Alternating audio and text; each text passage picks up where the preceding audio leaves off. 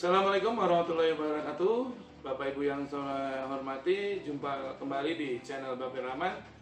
Kali ini saya akan menanggapi pertanyaan dari seorang teman di daerah Kebumen yang menanyakan bahwa beliau punya pinjaman di sebuah bank yang saat ini bank tersebut sudah dilikuidasi. Bank tersebut kalau nggak salah sudah diambil alih oleh bank lain gitu, mungkin diakuisisi seperti itu. Pertanyaannya adalah saya sudah 7 tahun tidak mengangsur. Saat ini saya baru saja mendapatkan surat somasi dari salah satu pengacara di kota besar di Semarang sana yang kurang lebih mengancam akan melakukan upaya paksa lelang bila sampai dengan tanggal tertentu saya tidak dapat melunasi pinjamannya. Babe, apa yang saya harus lakukan? Seperti itu kira-kira pertanyaannya. Baik, untuk Bapak yang ada di Kebumen, saya bisa jelaskan seperti ini. Memang ketika bank diakuisisi atau diambil alih oleh bank lain, maka segala sesuatu yang menyangkut hak-haknya pun maka berpindah dari bank tersebut kepada bank yang mengambil alih atau yang mengakuisisi. Nah, dalam hal yang Bapak alami, berarti saat ini hak tagih terhadap debitur maka telah berpindah dari bank yang semula kepada bank yang mengakuisisi tentunya. Hak dan kewajiban yang lahir dari akuisisi tersebut memang sekarang menjadi hak dan kewajiban oleh bank yang mengambil akuisisi tersebut. Jadi kalau Bapak saat ini mendapatkan surat somasi dari kantor pengacara atas permintaan dari bank yang mengakuisisi, itu artinya sebenarnya mudah sekali disimpulkan bahwa bank tidak dalam waktu dekat mengajukan lelang kepada Bapak. Karena apa?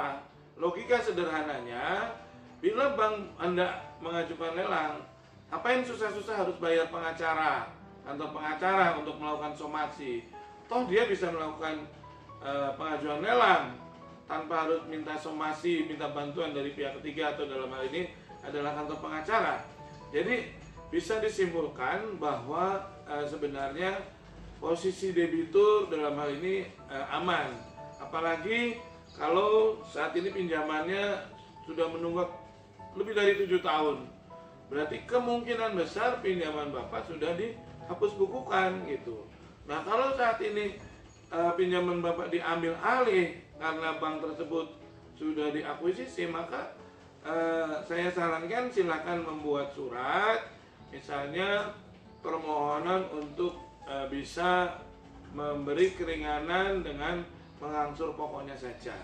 Nah, segera buat yang ditujukan ke banknya, jangan ke kantor pengacaranya. Abaikan kantor pengacaranya, surat itu tujukannya ke bank, karena hubungan keperdataan Bapak itu dengan banknya, bukan dengan kantor pengacaranya. Dalam hal ini kantor pengacara hanya sebagai kepanjangan tangan yang melakukan somasi. Jadi hubungan keperdataannya justru dengan banknya. Silakan ajukan surat yang ditujukan ke banknya, yang isinya adalah meminta keringanan untuk bisa membayar pokok saja. Nah, tentunya nggak akan mudah tentunya bahwa bila Bapak kemudian setelah 7 tahun kemudian saat ini Bapak mengajukan permohonan untuk mengangsur pokok saja. Ya, kalau memang saat itu Bapak nanti suratnya tidak mendapatkan tanggapan, buat lagi surat gitu. Terus biasakan surat menyurat Bapak itu dibuat tembusannya, misalnya kepada OJK, misalnya kepada Yayasan Lembaga Konsumen Indonesia. Tarik pihak ketiga untuk mau ikut membantu menyelesaikan masalah ini. Kalau perlu minta bantuan mediasi, karena di kantor OJK juga ada divisi mediasi. Ya, jadi seperti tadi saya sampaikan, buat surat yang ditujukan ke banknya, bank yang mengakuisisi. Biasanya di surat tersebut di surat somasi itu kan ada kontak person. Kontak personnya itu adalah orang dari kantor pengacaranya. Nah, Bapak cari aja kontaknya pegawai bank. Biasanya kalau bank mau diakuisisi, biasanya ada surat pemberitahuan bahwa terhitung mulai tanggal sekian, maka bank X telah diambil alih oleh bank Y gitu. Kemudian untuk surat menyurat maupun hubungan perbankannya silakan menghubungi kontak person tertentu gitu ya. Nah, cari nomornya itu. Kontak personnya pasti ada pemberitahuannya. Atau kalau sudah hilang, cari saja banknya. Biasanya di surat somasi itu banknya kantor pengacaranya menyebutkan atas kuasa dari bank apa. Nah, bank apa itu dicari nomor teleponnya, kemudian ditelepon. Biasanya nanti ada penerima telepon sampaikan bahwa saya bank nasabah bank X yang sudah diakuisisi oleh bank ini. Kemudian saya menerima surat somasi dari kantor ini, dari kantor notaris kantor pengacara ini. Nah, sampaikan saya mau datang. Sebaiknya datang ya. Telepon dulu, datang, bawa surat. Jadi selain disampaikan secara lisan, tapi juga bawa surat yang materinya adalah permohonan untuk bisa mengangsur pokok saja. Tadi saya sampaikan nggak mudah, tapi sampaikan secara lisan kepada decision maker di situ, ada pimpinannya ataupun kepada customer service-nya bahwa 7 tahun yang lalu saya kondisinya memang tidak memungkinkan untuk membayar. Tapi saat ini saya kalau suruh melunasi tapi nggak sanggup. Nah, sebagai win-win solution tentunya lebih baik menerima pembayaran saya daripada sama sekali tidak bisa bayar gitu, kira-kira seperti itu. Nah, kalau ditolak nggak masalah. 3 bulan lagi buat surat lagi yang sama. Begitu caranya. 3 bulan lagi kirim surat lagi.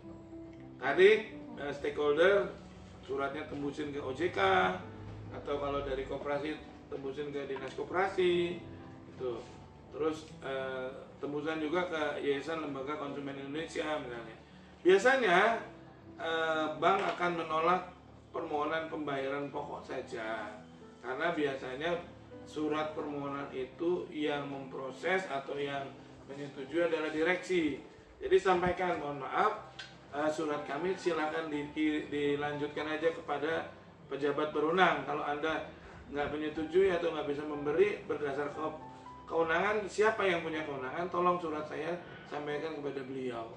Jadi jangan berhenti ketika dia bilang, oh ini nggak bisa, jangan berhenti. Karena mungkin bisa jadi yang bilang nggak bisa itu memang tidak punya kewenangan. Tapi surat itu kalau dilanjutkan, diteruskan kepada pejabat di atasnya, pasti ada pejabat di atasnya yang punya kewenangan untuk mengambil keputusan, untuk memberi keringanan, untuk membayar pokok saja. Pasti ada pejabatnya. Jadi minta supaya suratnya diteruskan seperti itu. Terus bagaimana Pak kalau tetap nggak diberi?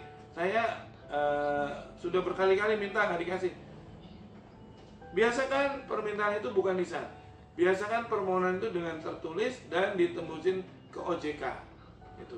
Kalau berkali-kali tidak diterima, tidak di ACC, paling tidak kalau di kemudian hari Bapak diajukan lelang, paling tidak Bapak punya argumentasi iktikat baik bahwa Bapak mau menyelesaikan.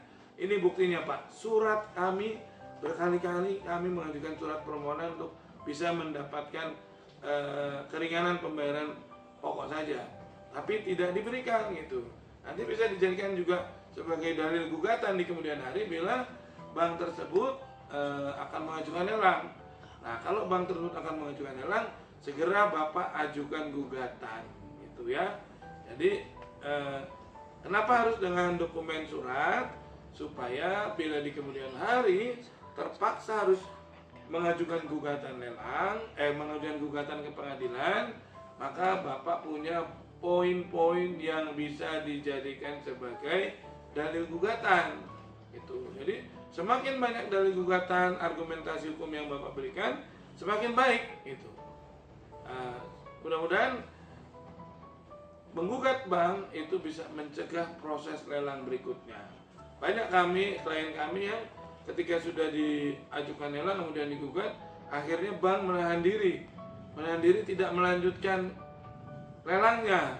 Nah, kalau gugatan pengadilan itu kemudian makan waktu sampai 2 tahun 3 tahun, artinya Bapak punya waktu yang cukup untuk menjual aset. Jadi ingat, lelang adalah hak bank untuk mendapatkan pelunasan dari kreditnya yang dicairkan. Lelang merupakan jaminan negara, jaminan hukum terhadap bank untuk mendapatkan pelunasan. Nah, oleh karenanya ingat, gugatan itu tidak berarti membatalkan proses lelang. Gugatan itu tidak berarti meniadakan proses lelang. Gugatan itu hanya untuk mengulur waktu, menunda kira-kira 2 tahun 3 tahun untuk Bapak Ibu punya waktu untuk menjual aset sehingga bisa melunasi pinjamannya tanpa melalui lelang. Jadi pahami seperti itu ya. Jadi kalau saat ini Bapak dapat surat somasi, lakukan jawaban somasi atau datangi banknya untuk minta surat permohonan keringanan pembayaran pokok saja. Begitu Bapak Ibu, mudah-mudahan bermanfaat. Sampai jumpa di materi-materi saya berikutnya. Assalamualaikum warahmatullahi wabarakatuh.